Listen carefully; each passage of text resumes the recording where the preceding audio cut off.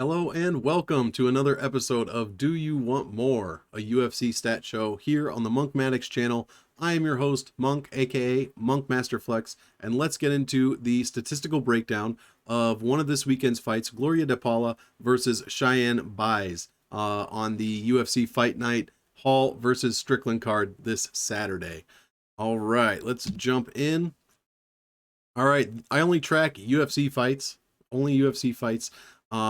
Both of these ladies only have one UFC fight, so this is probably going to be a pretty short video. This is going to be a strawweight bout.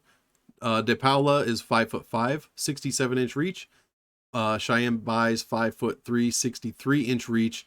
Let's see, they are almost exactly the same age. In fact, De Paula is 15 days older than Cheyenne. Ass whooping index, actually, yeah, ass whoop index negative 9.15 for De Paula, negative 16.69 for Buys, so both towards the lower end of the division. No power index and no chindex for either one of them. Fight odds. This opened up as Cheyenne Buys minus 150 over De Paula, who is plus 130. That has widened a bit. Plus 149 for De Paula and minus 182 for Cheyenne Buys. That's about that. Fight finishing data is completely even, as no finishes for either one of them, and both have a decision loss. So we'll glaze past that, get right into striking data. Wow.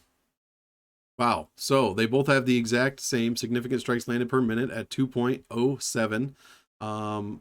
De Paula lands that at 49% accuracy and Buys a bit worse, 47.7% accuracy.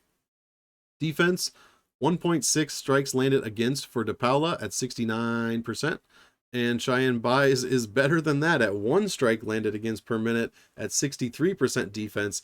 That is first and second in the division. So I know it's only 15 minutes of fight time, but those are the stats. Striking differential plus 0.47 for De Paula and a plus 1.07 for Cheyenne Buys. So pretty good numbers there. Knockdown data, as we said up top, no knockdowns to speak of. Takedown data, no takedowns for De Paula. She has stuffed 1 of 3 for a 33% defense. No takedown for Buys either, and she has stuffed 1 of 5 for a 20% defense. So pretty bad from both of them, but not much data to look at. 0% takedown shooting rate. Takedowns per 15 differential, -2 for De Paula, -4 for Buys. Control time, I don't expect to see much after those numbers, but half a percentage for De Paula, a total of 8 seconds in her 15-minute fight, and she got controlled for 9.5 minutes of that fight for a 64%. Cheyenne Buys 7% control time, 66% control time against, so equally bad there towards the very low end of the division on control time, both offensively and defensively. Get up time, 191 seconds. So basically it says every time Gloria De Paula has gotten taken down, it has taken her over 3 minutes to get up on average. Cheyenne Buys 118 seconds. So pretty bad there, but not as bad as 3 minutes. Control time activity rate. We can't really take much of this into where we have to put this in perspective for De Paula. She only has 8 seconds control time, so this control time activity rate is kind of meaningless. And we have 1 minute for Buys, so not quite as equally meaningless, but I don't put much stock into that number right there, that 48. Submission and reversal data, nothing at all. No offensive submissions thrown, and both have stuffed the 2 submissions that were thrown against them. Cheyenne Buys does have 3 reversals and 1 reversal against. Excuse me, I can't speak. Advanced significant striking data. We're gonna kind of skim past this because, like I said, we only have 1 fight. So the volume numbers are not there to do any kind of comparison. You can take a look and see what you would like to see out of there, but I'm not really going to get into it on this specific fight. Advanced striking percentages. Let's see. Where does Gloria De Paula throw her shots? 76% to the head, 14% to the body, and 10% leg kicks. Cheyenne Buys, more of a head hunter. In fact, the highest head strikes thrown percentage in the whole division, if I could spit that out. 92.3% to the head, 7.7% to the body, and not a leg strike to be seen in her first fight.